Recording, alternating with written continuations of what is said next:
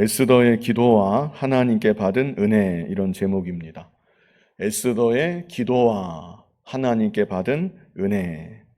먼저 오늘 본문 앞에 관련이 되는 내용이기 때문에 에스더 4장 16절을 한번 보시기 바랍니다. 각자의 성경 에스더 4장 16절, 우리 16절 같이 한번 뜻을 생각하면서 읽어보겠습니다.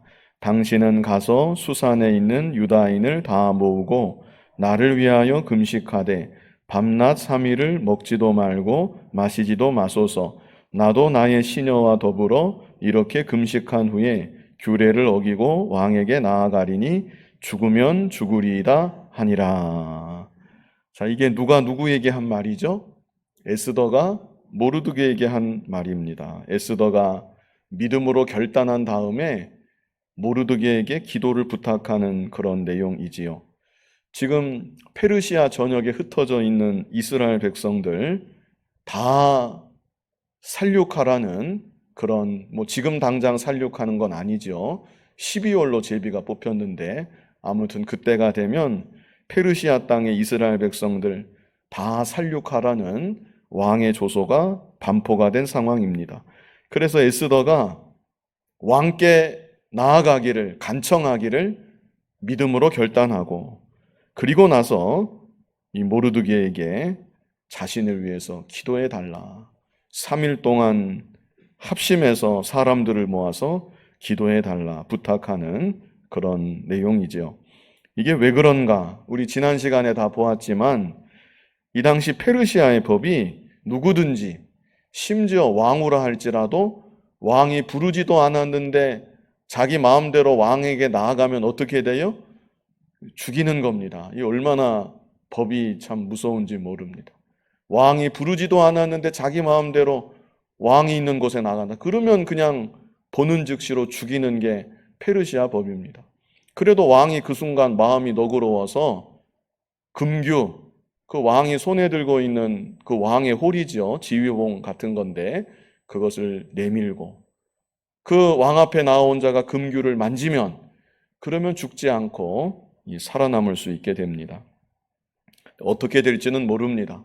왕이 금규를 내밀지 안 내밀지, 에스더가 어떻게 될지 모르지만 모든 결과를 하나님께 다 맡기고 믿음으로 결단하고 왕이 부르지 않았지만 죽으면 죽으리라 하는 정신으로 이렇게 나아가겠다고 결단한 다음에 기도해 줄 것을 부탁하는 것이죠.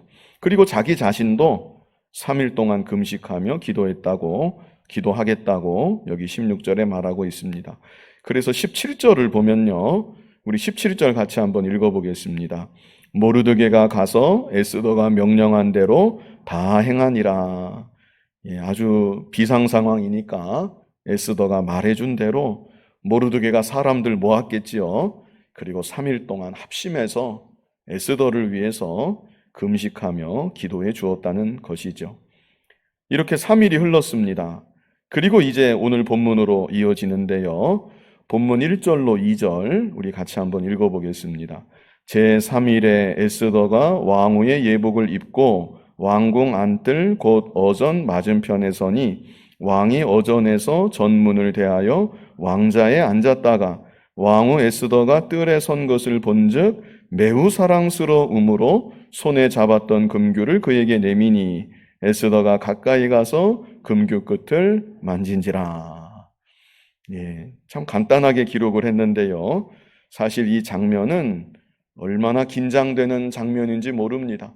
얼마나 극적인 장면인지 알 수 없는 것입니다. 1절 제1 앞에 제3일에 이렇게 시작을 하지요. 여기서 제3일은 그냥 3일이 아닌 것입니다. 에스더가 자신의 생명까지 하나님께 다 맡기고 죽으면 죽으리라 결단하고 그렇게 기도한지, 금식하며 기도한지 제3일이라는 그런 의미인 것이죠. 에스더가 어떤 심정으로 기도했을까요? 이 3일 동안 어떤 마음으로 에스더가 기도를 했겠습니까? 여러분은 혹 이런 경험이 있으신지 모르겠습니다. 이제까지 살아오시는 동안 에스더와 같은 이런 정도의 상황은 아닐지라도 정말로 중요한 일을 앞에 두고 시간을 정해놓고 이제 시간이 다가오고 있는데 정말 중요하고 긴박한 일을 앞에 두고 떨리는 마음으로 하나님 앞에 간절히 기도해 본 그런 경험이 있으신지 모르겠습니다. 그런데 지금 에스더는 그 어떤 상황과도 도저히 비교할 수가 없는 그런 절박한 상황인 것이죠. 3일 지나면 죽을 수도 있습니다. 왕께 나아갔지만 말도 한마디 꺼내보지 못하고 그냥 허무하게 그 자리에서 죽임당할 수도 있는 것입니다. 그러니 에스더가 어떻게 기도했겠습니까? 얼마나 절박한 심정을 가지고 하나님께 간절히 기도했겠습니까? 하나님, 제가 이제 3일 지나면 왕 앞으로 나아가려고 합니다. 이렇게 기도를 했겠죠. 그리고 그 다음 날이 되면 하나님, 이제 이틀 남았습니다. 제가 오늘 자고 또 내일 자고 그러면 왕 앞에 나아가려고 합니다. 에스더가 한순간도 허투루 보내지 아니하고 정말 절박한 심정으로 하나님께 먹지도 않고 마시지도 않으면서 간절히 기도했을 것입니다. 뭐라고 기도했을까요? 아마도 왕의 마음을 감동시켜 주시옵소서 이렇게 기도하지 않았겠습니까? 하나님, 저 왕이 저를 보게 될 때 너그러운 마음이 되어서 저에게 금규를 내밀게 하여 주시옵소서. 에스더가 이렇게 기도했을 것 같습니다. 정확한 내용은 모르지만 정말 간절한 심정으로 하나님 아버지 앞에 기도한 것입니다. 그리고 마침내 3일이 되었습니다. 이제 기간이 다 지나가고 이제 왕 앞에 나아가는 겁니다. 그래서 여기 1절을 다시 보면 제3일에 에스더가 왕후의 예복을 입고 3일 동안 금식하고 간절히 기도한 다음에 이제 왕께 나아가려고 예복을 입습니다. 예복을 입을 때 에스더의 마음은 어떠했을까요?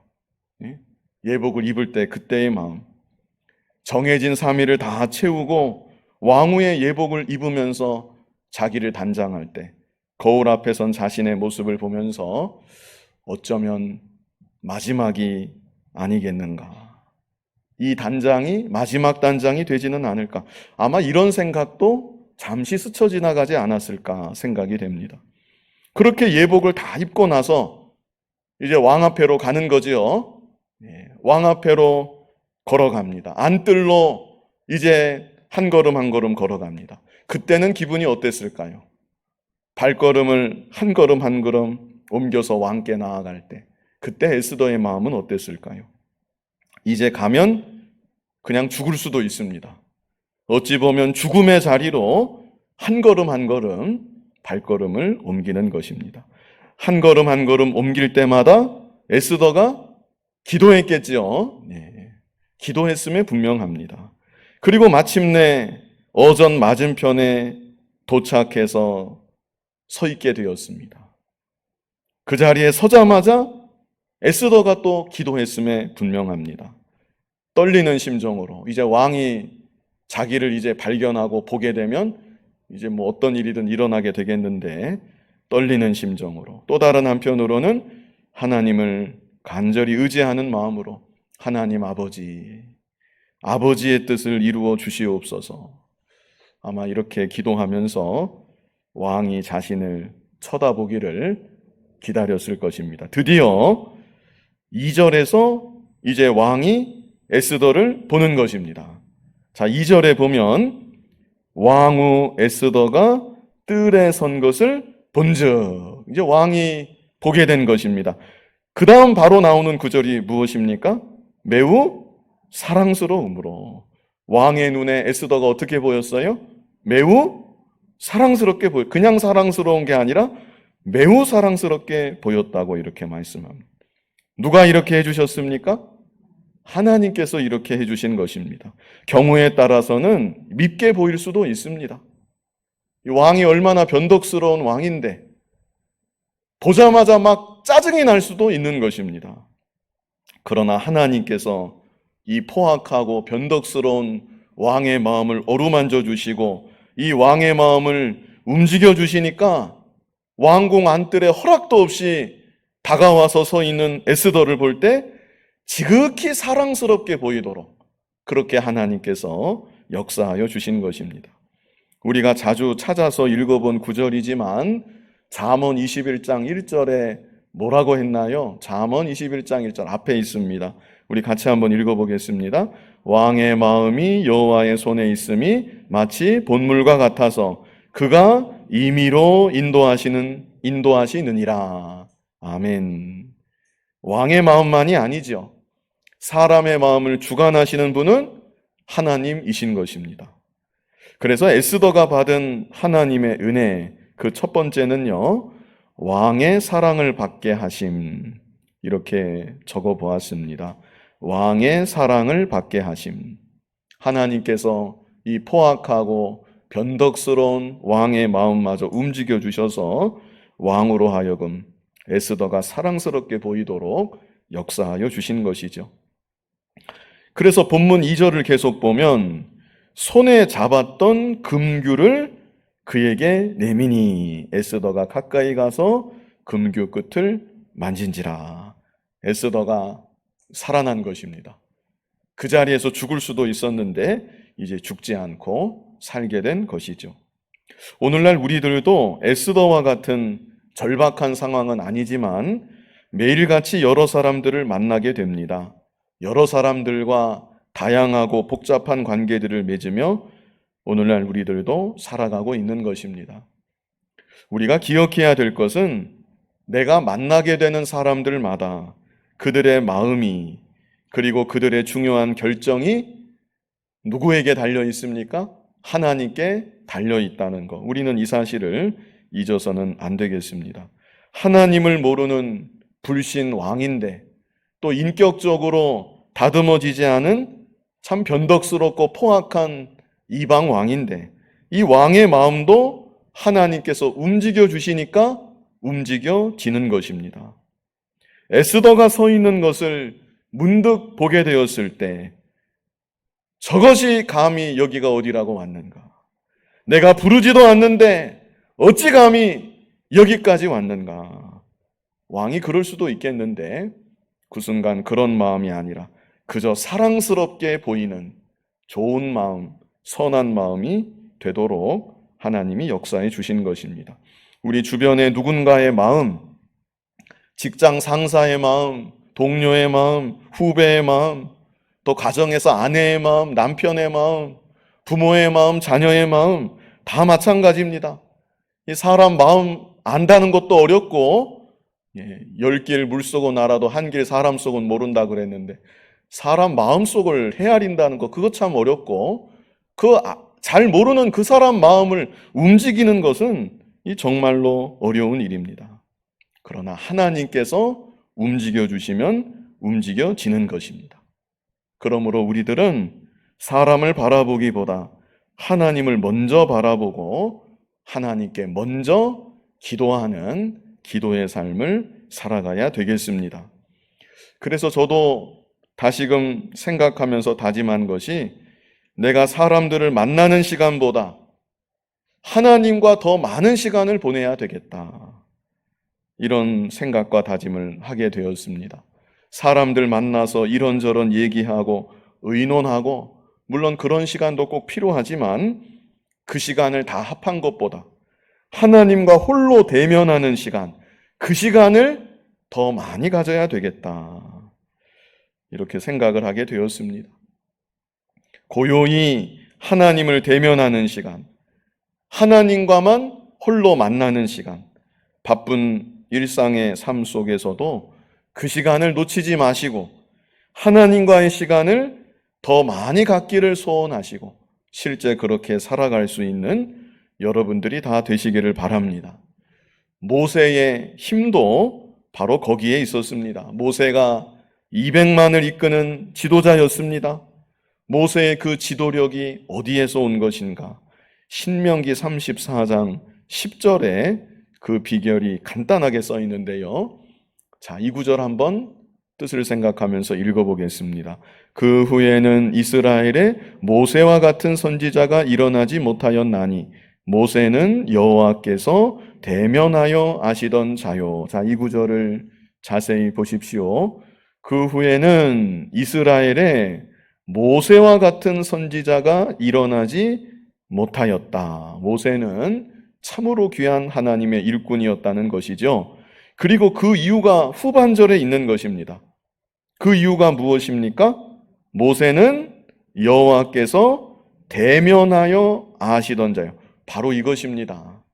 이것이 바로 모세의 귀한 면인 것입니다. 모세가 정치를 잘한 것이 아닙니다. 모세가 여러 사람들을 만나러 다니고 의견 조율을 적절히 잘한 것도 아닐 것입니다. 모세는 홀로 하나님을 대면할 줄 아는 사람이었습니다. 이 한 구절로 다른 모든 것이 다 설명이 되는 것입니다. 오늘날 우리들도 그저 형식적인 기도가 아니라 밥 먹을 때 하는 식기도, 자기 전에 하는 마무리 기도, 그 정도 기도가 아니라 하나님을 참으로 만나는, 홀로 하나님을 대면하는 그런 기도의 사람만 된다고 하면 하나님께서 우리들과 더욱 함께하여 주시고 이 세상 가운데 더욱 귀하게 사용하여 주실 것입니다. 이어지는 본문 3절 같이 한번 읽어보겠습니다. 왕이 이르되 왕후 에스더여 그대의 소원이 무엇이며 요구가 무엇이냐 나라의 절반이라도 그대에게 주겠노라 하니. 에스더가 매우 사랑스럽게 보였다고 그랬죠? 그래서 금규를 내민 다음에 그 다음에 하는 말이 그대의 소원이 무엇이며 요구가 무엇이냐 나라의 절반이라도 그대에게 주겠노라. 이 속된 말로 이 왕이 에스더에게 완전히 빠져버린 것입니다. 그런데 이때 에스더가 대답을 합니다. 본문 4절 같이 한번 읽어보겠습니다. 에스더가 이르되 오늘 내가 왕을 위하여 잔치를 베풀어 싸우니 왕이 좋게 여기시거든 하만과 함께 오소서 하니. 자, 에스더가 자신이 하고 싶은 말 바로 했습니까? 안 했습니까? 바로 하지 않은 거지요. 그 대신에 하는 말이 오늘 제가 왕을 위해서 잔치를 베풀었습니다.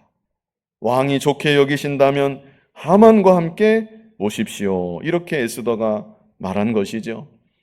나라 절반이라도 주겠다는 왕인데 뭐 이런 부탁은 아무것도 아닌 것이죠. 안 그래도 잔치 좋아하는 이 왕인데 그래서 5절 보면 왕이 이르되 에스더가 말한 대로 하도록 하만을 급히 부르라 하고 이에 왕이 하만과 함께 에스더가 베푼 잔치에 가니라. 안 갈 이유가 없습니다. 그렇게 사랑스러워 보이는데 냉큼 하만과 함께 둘이서 이 에스더가 베푼 잔치에 간 것이죠. 자, 6절 말씀 같이 읽어보겠습니다. 잔치에 술을 마실 때에 왕이 에스더에게 이르되 그대의 소청이 무엇이뇨 곧 허락하겠노라. 그대의 요구가 무엇이뇨 나라의 절반이라 할지라도 시행하겠노라 하니. 또 잔치 중에 왕의 기분이 좋아져서 에스더에게 또 똑같은 말을 하는 것입니다. 그대의 소청이 무엇이뇨 물어보지요. 에스더가 말도 안 했는데 그대의 소청이 무엇이뇨? 죽음을 무릅쓰고 부르지도 않았는데 죽음을 무릅쓰고 왕의 전한뜰까지 찾아왔는데 아마 나에게 할 부탁이 있었던 것 같다. 나에게 하고 싶은 부탁이 무엇이냐? 왕이 먼저 이렇게 물어보는 것입니다. 그러면서 또 하는 말이 곧 허락하겠노라 그러죠. 내가 곧 허락하겠다. 그대의 요구가 무엇이뇨? 나라의 절반이라 할지라도 시행하겠노라. 또 이렇게 왕이 말합니다. 자, 그랬더니 에스더가 대답을 합니다. 7절을 보면 에스더가 대답하여 이르되 나의 소청, 나의 요구가 이러하니이다. 이제 뭐라고 말합니까? 8절을 같이 읽어보겠습니다. 내가 만일 왕의 목전에서 은혜를 입었고 왕이 내 소청을 허락하시며 내 요구를 시행하시기를 좋게 여기시면 내가 왕과 하만을 위하여 베푸는 잔치에 또 오소서. 내일은 왕의 말씀대로 하리이다 하니라. 에스더가 또 뜸을 들이는 것이죠. 바로 말하지 않습니다. 또 뜸을 들이면서 제가 내일도 왕을 위해서 그리고 하만을 위해서 잔치를 베풀겠습니다. 내일도 오셔서 대접을 받으십시오. 그러면 내일은 제가 제 소청이 무엇인지 그때 가면 제가 말씀을 드리겠습니다. 왕이 아마 많이 생각을 할 것 같습니다. 도대체 무슨 부탁을 하려고 이렇게 뜸을 들일까? 아마 왕이 또 흐뭇하기도 하고 잔치를 베풀어 주니까 그러면서 왕이 생각을 많이 했을 것 같습니다. 이것은 하나님께서 에스더에게 지혜를 주신 것입니다. 만약에 에스더가 즉시로 자기의 요청을 왕께 발설했다고 하면 왕의 마음도, 변덕스러운 왕의 마음도 어떻게 되었을지 그거 알 수 없는 것이고, 무엇보다 간교한 하만인데 이 간교한 하만이 어떻게 변명을 하고 빠져나갈지 알 수가 없습니다. 그래서 에스더가 주도 면밀하게 왕의 환심을 더 많이 사고 왕으로 하여금 더 깊이 생각하고 고민하게 만들고, 또 하만의 경계심도 늦추고 정말 피할 수 없는 그런 순간이 되었을 때 결정적으로 이제 한 방을 날리려고 정확한 기회를 에스더가 기다린 것입니다. 그래서 에스더가 받은 하나님의 은혜 두 번째는 지혜를 얻게 하심, 이렇게 생각해 보았습니다. 지혜를 얻게 하심. 특별히 지혜 중에서 정확한 시기를 아는 지혜입니다. 정확한 때를 포착하는 지혜. 좀 다시 말하면 가장 적절한 순간까지, 가장 좋은 시간까지 기다릴 줄 아는 지혜. 그런데 이런 지혜는 아무나 얻는 것이 아닙니다. 그래서 전도서 3장 11절에 보면 이런 말씀이 있습니다. 우리 앞에 있는 전도서 3장 11절 같이 한번 읽어보겠습니다. 하나님이 모든 것을 지으시되 때를 따라 아름답게 하셨고 또 사람들에게는 영원을 사모하는 마음을 주셨느니라. 그러나 하나님이 하시는 일의 시종을 사람으로 측량할 수 없게 하셨도다. 이렇게 말씀합니다. 전도서 3장 1절에는 범사의 기한이 있고 천하 만사가 다 때가 있다. 이런 말씀으로 전도서 3장 1절이 시작이 됩니다. 그리고 나서 모든 만사에는 다 적절한 때가 있는 것이다. 정확한 시기가 있는 것이다. 구구절절 말씀해 주신 다음에 결론적으로 11절에 그러나, 여기 후반절에 그러나 하나님이 하시는 일의 시종을 사람으로 어떻게 해요? 측량할 수 없게 하셨도다. 시간의 주인은 하나님이신데 모든 것을 계획하시고 이루시고 역사에 나가시는 분은 하나님이신데 그 가장 적절한 때를 사람은 측량할 수 없는 것이다. 측량할 수 없도록 하셨다. 이렇게 말씀하고 있는 것이죠. 그래서 우리 인간은요, 정확한 때를 모릅니다. 아무도 모릅니다. 정확한 때를 그때그때 다 한다고 하면 성공하지 못할 사람이 어디 있겠습니까? 아무도 모릅니다. 먼저는 자기가 태어나는 때 모릅니다. 자기가 언제 태어날지 알고 이 세상에 태어난 사람이 어디 있습니까? 또 내가 이 세상을 떠나게 될 그때를 우리는 모릅니다. 하나님이 모르게 하셨습니다. 이 세상을 살아가는 날 동안에도 모든 다양한 일들의 그 적절한 때를 인간의 지혜로는 알래야 알 수가 없는 것입니다. 그러나 하나님께 기도하면 그때를 찾아가게 하여 주시는 것입니다. 하나님께 기도한다고 하나님이 정확한 때를 가르쳐 주시는 것은 아닙니다. 기도했더니 갑자기 글씨가 보인다든지 몇 월 며칠 몇 시 몇 분이다.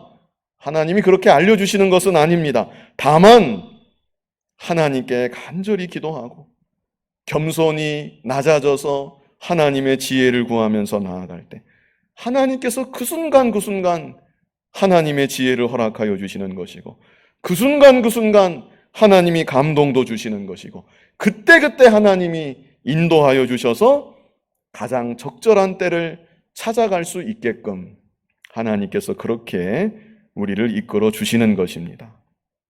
그래서 에스더가 간절히 기도할 때 먼저는 하나님께서 왕의 마음을 움직이셔서 이 포악하고 변덕스러운 왕이 에스더를 사랑스럽게 보게 되었다는 것. 이게 하나님 주신 은혜의 첫 번째고요.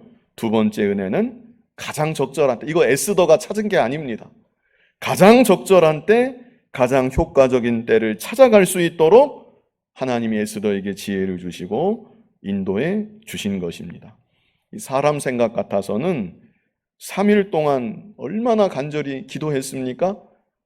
게다가 먹지도 않고 마시지도 않았는데 몸에 기운도 없을 것 같아요. 그리고 얼마나 긴장을 했겠습니까? 그 가녀린 그 여인이 얼마나 몸에 긴장하고 마음에도 긴장하고, 왕의 뜰 앞에 섰을 때 거의 뭐 믿음이 있었으니까 뭐 그 정도는 아니었겠지만, 그래도 우리 인간의 생각 같아서는 거의 뭐 기절하기 일보 직전이 아닌가. 얼마나 긴장되는 상황. 바로 그 자리에서 죽임 당할 수도 있는데. 그런데 그때 왕이 금규를 내밀고 사랑하는 눈빛으로 쳐다보고, 너 소총이 무엇이냐? 이 나라의 절반이라도 주겠다. 그렇게 그 말을 들었을 때 긴장이 탁 풀어지면서, 아, 이제 살았구나. 속에 있던 말이 줄줄줄줄 다 나올 수 있을 것 같습니다. 그런데 하나님께서 그 순간 에스더의 입을 막으시는 것이고, 그 마음을 흥분하지 않고 차분하게 되도록 하여 주시는 것이고, 속에 있는 말 그대로 다 내뱉지 아니하고 한 템포 늦추도록, 그리고 또 한 템포 늦추도록 적절한 때를 찾아갈 수 있도록 하나님께서 역사하시고 인도해 주신 것입니다. 이런 은혜가 우리들 삶 가운데도 있으면 참 좋겠습니다. 가장 적절한 때를 찾아갈 수 있는 지혜, 이게 참 귀한 지혜인데요. 이런 지혜가 저와 여러분의 삶 가운데도 더하여질 수 있기를 간절히 바랍니다. 이제 이어지는 9절부터는요, 다른 장면을 비춰줍니다. 이제 하만의 모습을 비춰주고 있는데요. 이런 상황 가운데 이제 또 다른 장면을 보여주는 것이죠. 자, 이런 상황 가운데 한편 하만은 뭘 하고 있었는가? 또 다른 장면을 이제 9절부터 비춰주고 있습니다. 9절을 같이 한번 읽어보겠습니다. 그날 하만이 마음이 기뻐 즐거이 나오더니 모르드게가 대궐문에 있어 일어나지도 아니하고 몸을 움직이지도 아니하는 것을 보고 매우 노하나. 그날 하만이 마음이 어땠습니까? 마음이 기쁘고 즐거웠다. 그렇게 나왔다는 것이죠. 얼마나 마음이 기쁘고 좋았겠습니까? 왕후 에스더가 누구만 불렀어요? 왕 부르고 또 자기만 불렀습니다. 얼마나 이 높아지기 좋아하는 사람이 기분이 좋았겠습니까? 그런데 그렇게 기분이 좋아서 나오다가 누가 보여요? 모르드게가 보여요. 근데 모르드게가 또 자기한테 절하지 않습니다. 이 모르드게의 믿음은 변치 않는 믿음입니다. 그런데 이 하만은 그 모르드게의 모습 보자마자 여기 매우 노하였다 말씀하고 있죠. 여전히 자신에게 굴복하지 않는 것을 볼 때 하만의 마음속에 막 노기가 막 일어나는 것이죠. 그리고 10절에는 참고 그러나 그 노를 누르고 집에 돌아와서 사람을 보내어 그의 친구들과 그의 아내 세레스를 청하여, 노를 일단 억누르고 집에 돌아와서 친구들과 아내를 다 불러 모았다는 것이죠. 왜 사람들을 이렇게 불러 모았을까? 자, 11절로 12절 같이 한번 읽어보겠습니다. 자기의 큰 영광과 자녀가 많은 것과 왕이 자기를 들어 왕의 모든 지방관이나 신하들보다 높인 것을 다 말하고, 또 하만이 이르되 왕후 에스더가 그 베푼 잔치에 왕과 함께 오기를 허락받은 자는 나밖에 없었고 내일도 왕과 함께 청함을 받았느니라. 자, 뭐 하려고 부른 것입니까? 자랑하려고. 하만의 그 정도를, 그 인격의 정도를 알 수 있는 것입니다. 어찌 보면 진짜 나라에서 높은 사람인데, 왕 다음 가는 사람인데 뭐 굳이 이렇게 안 드러내도 될 것 같은데 사람들 다 불러 모아서 자기의 큰 영광 이거 자랑하고, 자녀 많은 거 자랑하고, 자식 자랑하고, 게다가 왕이 자기를 높여준 거 그거 자랑하고, 다른 사람도 다 알 텐데 굳이 자기를 드러내고 자랑하고, 또 왕후 에스더가 잔치를 베풀었는데 왕하고 자기만 청했다는 거, 이걸 또 하만이 기분이 좋아서 이렇게 자랑을 했다는 것이죠. 이렇게 자랑하기 좋아하고 높아지는 거 좋아하고 교만한 사람, 그 사람이 바로 하만인 것입니다. 자, 그런데 여기 13절을 보면요, 그러나가 있습니다. 얼마나 기분이 좋아서 이렇게 자랑을 하는데, 그러나 유다 사람 모르드게가 대궐문에 앉은 것을 보는 동안에는 어땠습니까? 이 모든 일이 만족하지 아니하도다. 자, 여기에 좀 밑줄을 그으시면 좋을 것 같습니다. 이 모든 일이 어때요? 만족하지 아니하도다. 자기 스스로도 막 신나서 자랑하잖아요. 실제 그렇습니다. 세상적으로 보면 부족한 게 없는 사람이 하만입니다. 다 가지고 있습니다. 왕과 같은 권세도 있고 부귀도 있고 자리도 있고 얼마나 부족한 것이 없는 사람인지 모릅니다. 그런데 이 모든 일이 만족하지 아니하도다. 한 가지 일 때문에, 모르드게 한 사람 때문에, 모르드게가 자기에게 절하지 않는 이 지극히 작은 일인데, 그리고 사실 모르드게의 신앙을 생각하고 중심을 생각하면 얼마든지 이해할 수도 있는 일인데, 이 작은 일 한 가지 때문에 그 마음에는 만족이 없었다. 감사가 없습니다. 기쁨이 없습니다. 이게 바로 하나님 없는 사람들의 모습인 것이죠. 아하방도 그랬습니다. 아하방도 왕이잖아요. 모든 것을 다 가지고 있는 왕입니다. 그런데 어느 날 자신 집 옆에 포도원 하나가 보이는데 작고 아담하고 너무나 좋아 보입니다. 저거 내 거 되면 좋겠다. 알아봤더니 나봇의 포도원인데 나봇이 왕에게 안 바칩니다. 그래서 이 아하방이 그 모든 것을 다 가지고 있는, 나라를 가지고 있는 그 아하방이 그 작은 포도원 때문에 마음이 지옥같이 됩니다. 밤에 잠도 못 자고 식음을 전폐하고 침상에 들어놓고 얼마나 그 마음이 괴로워졌는지 모릅니다. 하나님을 섬기는 우리들은 혹이라도 이렇게 어리석은 모습, 불행한 모습이 되지 말아야 되겠습니다. 우리는 이미 하나님의 자녀입니다. 만물의 주인이시고 만왕의 왕이신 하나님이 우리의 아버지이시고 우리는 하나님 아버지의 아들이고 딸인 것입니다. 하나님께서 우리들에게 구원의 큰 복을 이미 베풀어 주셨습니다. 그리고 우리들은 이 세상 살아가는 날 동안 하나님의 무한하신 사랑을 받으면서 이 세상을 살아가고 있는 것입니다. 그런데 지극히 작은 것 때문에 내 마음대로 되지 않고 내 뜻대로 되지 않는 지극히 작은 일 때문에 마음의 평안을 잃어버리지는 않았는가? 감사를 잃어버리지는 않았는가? 하만이나 아하방 같은 그 정도는 아니겠지만 하나님의 자녀된 내가 마음의 평안과 감사를 잃어버리는 일이 있어서는 안 되겠습니다. 항상 베풀어 주신 하나님 은혜에 감사하고 기뻐하고 주님 안에서 만족하며 살아갈 수 있는 우리들이 되어야 하는 것입니다. 본문 우리 마지막 14절 같이 한번 읽어보겠습니다. 그의 아내 세레스와 모든 친구들이 이르되 높이가 50규빗 되는 나무를 세우고 내일 왕에게 모르드게를 그 나무에 매달기를 구하고 왕과 함께 즐거이 잔치에 가소서 하니 하만이 그 말을 좋게 여기고 명령하여 나무를 세우니라. 자, 아직 이스라엘 백성들을 멸할 때가 되지 않았습니다. 11개월 남았다 그랬죠. 1월 달에 언제 그 멸절시킬지 제비를 뽑아서 12월에 뽑혔다 그랬죠. 그래서 11개월이라는 시간이 남아 있는데, 그런데 하만이 모르드게가 너무나 꼴보기가 싫습니다. 모르드게만 보면 그냥 우라통이 막 치밀어 오르고 기분이 나빠서 견딜 수가 없습니다. 그 모습을 보는 여기 하만의 아내하고 친구들이 높이가 50규빗 되는 나무를 세워서 거기에 모르드게를 매다십시오. 죽이라는 얘기입니다. 50규빗은 한 20m 정도 되는데 큰 장대를 세워서 그 모르드게 죽여서 그 시체를 거기다가 매달아 둡시다. 이렇게 제안을 하는 것이죠. 참 끼리끼리 어울린다고 하만 곁에 있는 사람은 하만과 같은 이런 사람이 모여 있다는 것을 보게 되지요. 그런데 하만이 이 말을 참 좋게 듣습니다. 그래서 여기 14절 끝에 그 말을 좋게 여기고 명령하여 나무를 세우니라 이렇게 말씀하고 있죠. 그런데 이후 내용을 아시겠지만 이 나무에 누가 달려 죽지요?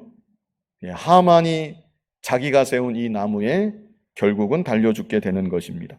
자기가 판 함정에 자기가 빠지고 만 것이죠. 악인의 길이 이와 같습니다. 남을 해치려고 하지만 결국 남을 해치려고 했던 그 악으로 인해서 자기가 먼저 망하고 마는 것입니다. 우리는 혹이라도 이런 자가 되지 말고 반대로 악한 사람이 혹 있다 할지라도 용서하고 또 내 자신을 돌아봐야 합니다. 나에게도 저런 모습이 있지 않은지 내 자신을 돌아보고 또 악한 자를 위해서도 기도해주고 선으로 악을 이길 수 있는 그런 우리들의 모습이 되어야 합니다. 이 시간 특별히 기억할 것은 제목처럼 에스더가 기도했고 기도하는 에스더에게 하나님께서 참 귀한 은혜를 베풀어 주셨다는 것입니다. 하나님께서 어떤 은혜를 주셨습니까? 먼저는 왕의 사랑을 받게 하심. 왕의 마음을 움직여 주셨다는 것입니다. 에스더가 왕의 마음을 자기 스스로 움직여 보려고 그렇게 인간적으로 애쓰고 노력했다면 이런 결과는 나타날 수 없는 것입니다. 언제나 우리들도 사람을 대하기 전에 먼저 하나님을 대하고 하나님께 간절히 기도함으로 하나님의 역사하심 가운데 악한 자의 마음까지도 선하게 움직여지는, 하나님이 움직여주시는 겁니다. 그런 은혜를 경험하며 사는 우리가 되면 좋겠습니다. 두 번째는 또 어떤 은혜를 주셨습니까? 지혜를 얻게 하심. 기도할 때 하나님의 지혜가 임합니다. 하나님께서 지혜를 주시겠다고 약속해 주셨잖아요. 후히 주시고 꾸짖지 아니하시는 하나님께 구해라. 이렇게 말씀하기도 했습니다. 기도하면 하나님의 지혜가 임하는 것입니다. 기도할 때 가장 적절한 때를 찾아가게 하시고 하나님 섭리 가운데 가장 형통한 길로 인도하여 주시는 것입니다. 언제나 하나님을 대면하기를 더욱 소원하고 실제 그렇게 힘쓰고 하나님께 간절히 기도함으로 하나님 주시는 은혜를 풍성히 누리면서 살아가는 우리 모두가 될 수 있기를 간절히 바랍니다. 거룩하신 아버지 하나님, 에스더가 3일 동안 간절히 금식하며 기도했을 때 하나님께서 은혜를 베풀어 주시되 포악하고 변덕스러운 왕의 마음까지 움직여지게 하시고 또 에스더의 마음을 감동하여 주셔서 가장 적절한 때 효과적인 순간을 찾아가는 지혜를 허락하여 주셨다고 하였습니다. 아버지 하나님, 우리들도 이 세상 살아갈 때 많은 사람을 만나게 되고 또 적절한 때가 언제인지 참 고민하고 찾게 되는 순간이 많이 있습니다. 먼저 하나님 앞에 엎드려서 하나님께 간절히 기도함으로 하나님의 은혜를 입게 하여 주시고 그래서 다른 사람들의 마음이 하나님 은혜 가운데 움직여지고 하나님 선한 뜻을 이루어 가는데 더욱 귀하게 쓰임받는 우리들 모두가 되게 하여 주시옵소서. 예수님 이름으로 기도하옵나이다. 아멘.